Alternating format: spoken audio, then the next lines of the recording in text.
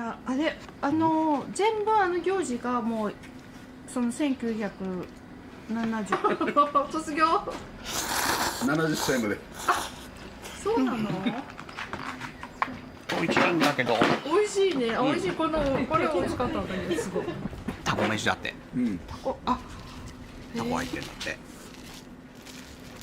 ジューシー。ジューシーオニオン。ジューシー。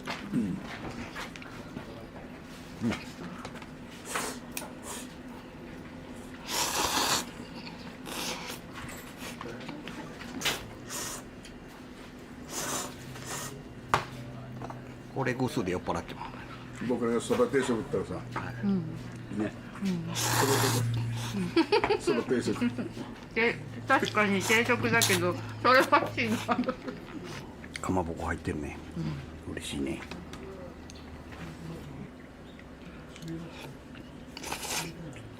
おいしい。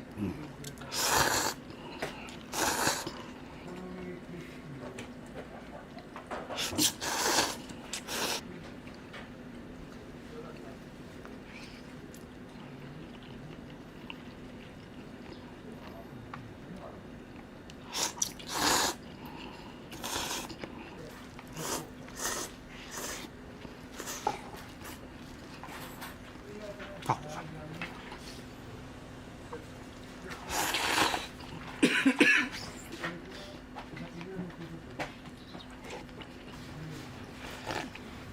見たかった。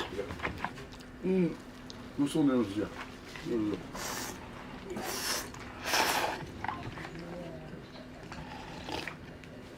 ああ、いいね。